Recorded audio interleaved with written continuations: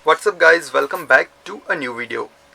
In this video we are going to discuss one of the most common reason for a study permit application to get rejected. One of my friend is applying for study visa and her application just got rejected, and the reason given to her was the visa officer was not convinced that she would come back to the country once her study is over. This is one of the most common reason given to almost all the refusal of study visa applications. The visa officer thinks that you are trying to immigrate, or the main goal for you to study in Canada is to get permanent residency, and that's why they give this reason or they reject your application. In order to fix this, what you need to do is to have a good SOP or statement of purpose. When I asked my friend to give me a login details of her CIC account and checked her profile, I found out there was no statement of purpose added.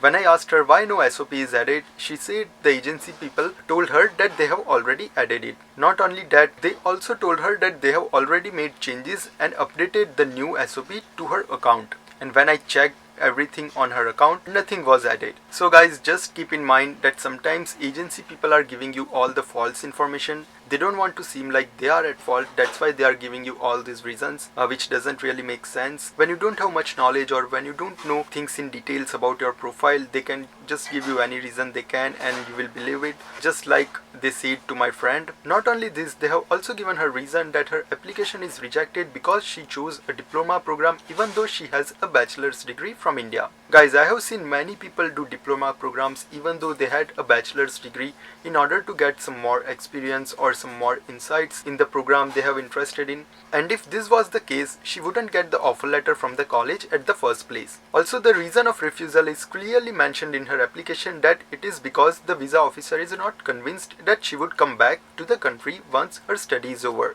Then how can it be because she chose a diploma program compared to master's or a graduate when she already has a bachelor's? This doesn't really make sense, and any agency or agents who are giving you this kind of fake reasons is because they want to earn some commission from different applications they are doing, or I don't know what the reason there could be. Maybe they are just not knowledgeable enough, or maybe they don't want to show that they have done some mistake from their side in your application. In order to fix this, just like we discussed earlier, you need to have a good statement of purpose or SOP.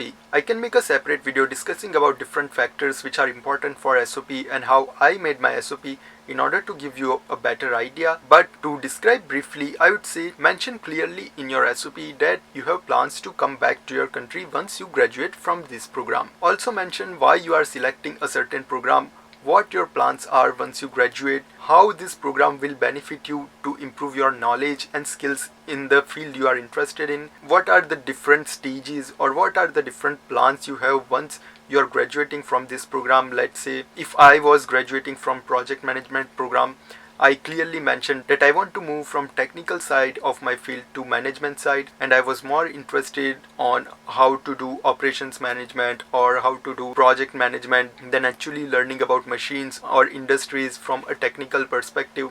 So just like that, you also need to mention from whatever field you are, just mention how a certain program is going to benefit you and what are your plans once you graduate and how it will benefit you in your own home country once you are graduating from a certain program in Canada. So as far as you mention all these things clearly, I don't think you will get the same reason for your rejection of application. So I hope guys this video was helpful to you. If yes, do give thumbs up and subscribe for more updates. And if you have been following my previous videos, you will know that there is a website I have created called canadainfo.co.